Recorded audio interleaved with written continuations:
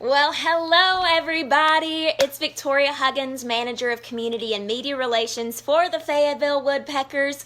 It is 2 o'clock on Tuesday, so you know what time it is. It is story time at home with the Woodpeckers.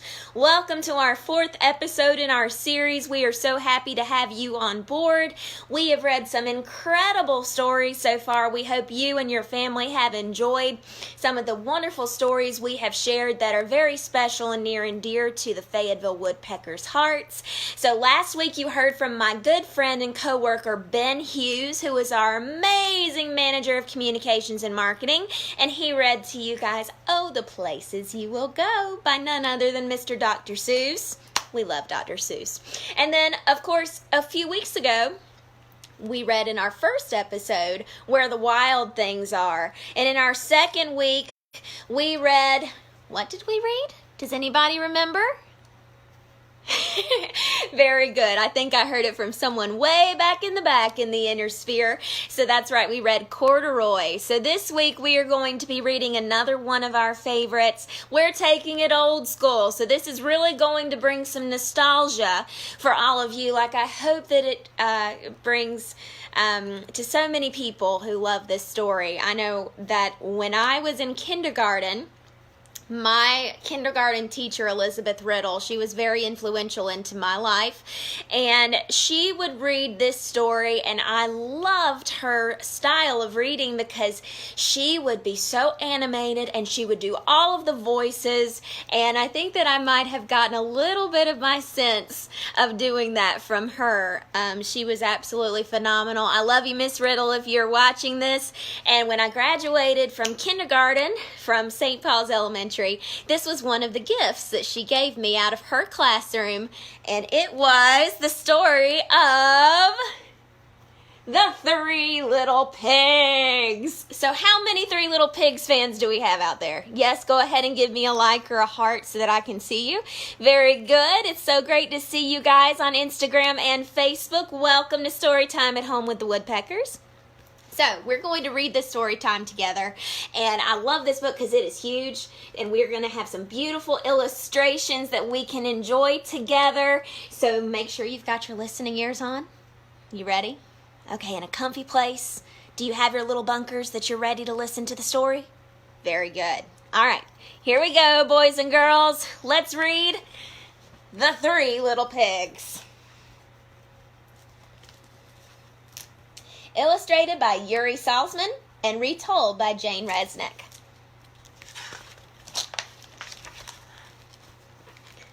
Once upon a time, there were 3 little pigs, who each set out to build his own house.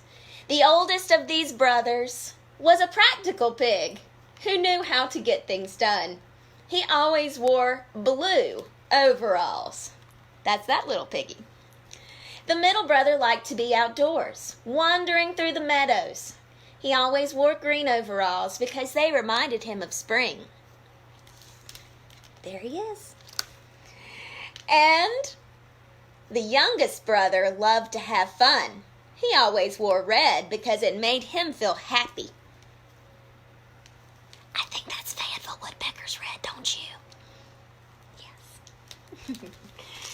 So, despite their differences, the brothers, were best friends. So they decided to build their houses near each other.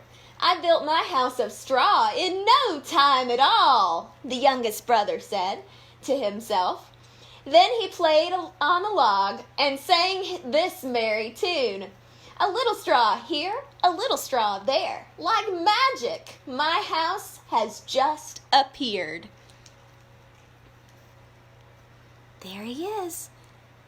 But boys and girls, is somebody watching the little pig? Do you see anyone? Who's that? I think it's the big bad wolf. Let's continue. I'm going to build my house of sticks, said the middle brother. After he had gathered enough sticks to make his home, he set to work. What a perfect house this will be, he said, looking at the rickety pile of sticks. It will let in plenty of light and air. So there he is, working away. Uh-oh, do you see someone familiar watching? The oldest brother decided that he was going to build his house of bricks. It will be a strong house. And so he worked very hard, carefully laying each and every brick from the step beneath the front door to the top of the chimney.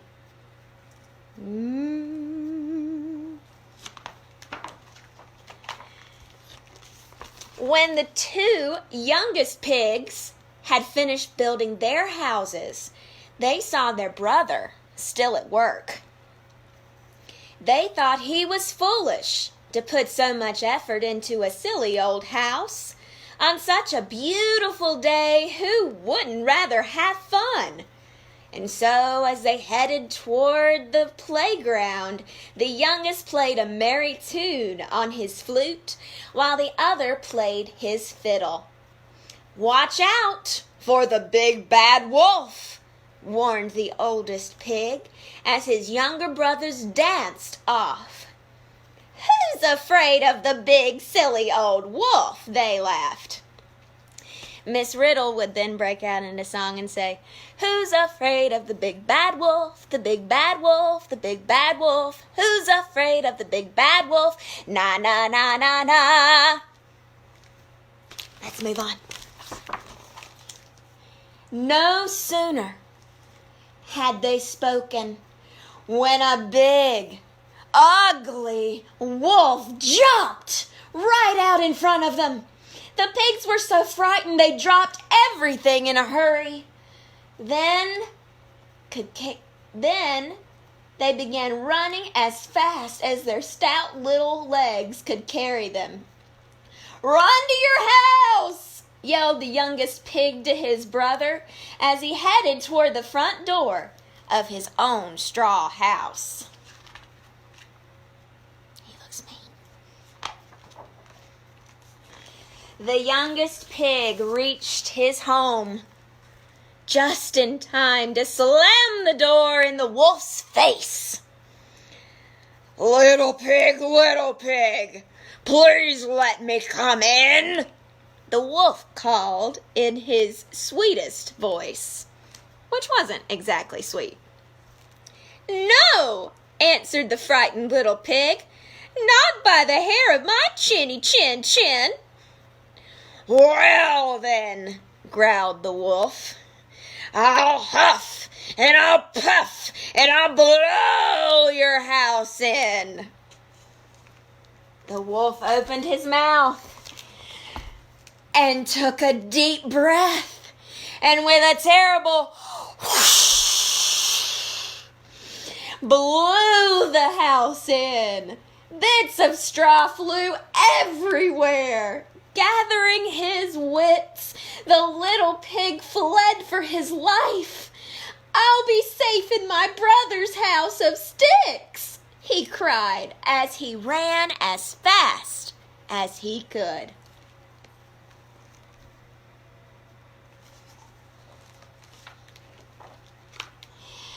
Gathering his wits, he raced toward his brother's stick house. The wolf followed right behind, smacking his lips together each step of the way. The little pig was just a little bit quicker, though, and he managed to squeeze through the door just in time to slam it in the wolf's face. "You're safe here," the middle pig assured his brother. There they are. The wolf crept up to the door and called sweetly, little pigs, please let me come in." "Never! Not by the hairs of our chinny chins," the brothers answered, shaking with fright. "Then I'll huff and I'll puff and I'll blow your house," growled the wolf. The wolf opened his mouth, took a deep breath, and with one terrible whoosh, blew the house in. Sticks flew through the air and clattered down around the two little pigs, who barely escaped. They dashed to their older brother's house of bricks and pounded on the front door.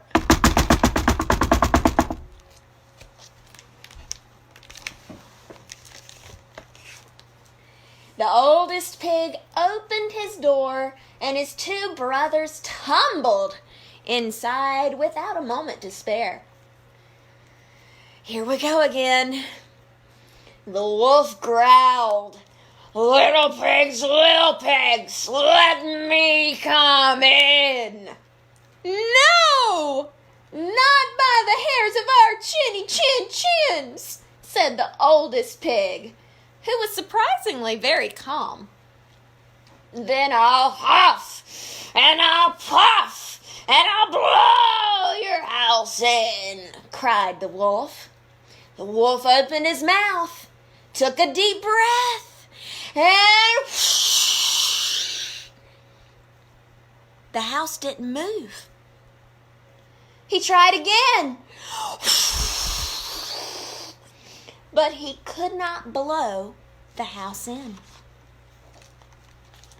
Then the wolf thought of a plan. Wolves are very smart. "Little pigs," he called, "I know of a garden filled with the most delicious fruits and vegetables. Would you three like to go with me tomorrow?" "Certainly. What time shall we meet?" asked the oldest pig.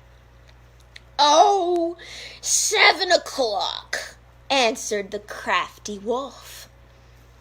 But the oldest pig woke his brothers at 6 o'clock. They found the garden and filled their baskets with every vegetable and fruit a pig loves. By 7 o'clock, they were safely back home. What kind of vegetables do you see, boys and girls? I see corn. Oh, are those turnips? And look at that apple tree. Isn't that amazing?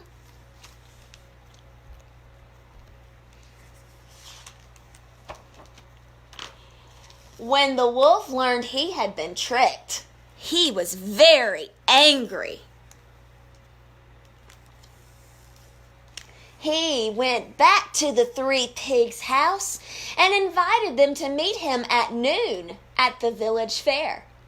But at 11 o'clock, the three smart little pigs were already there and having the time of their lives. They were having so much fun, they forgot what time it was. Suddenly, the oldest brother spotted the wolf. How could they escape? Just then, he noticed a barrel and had an idea. While the wolf was looking the other way, the oldest brother jumped into the barrel and rolled it straight toward the wolf. The wolf turned and was so terrified that he ran off into the woods.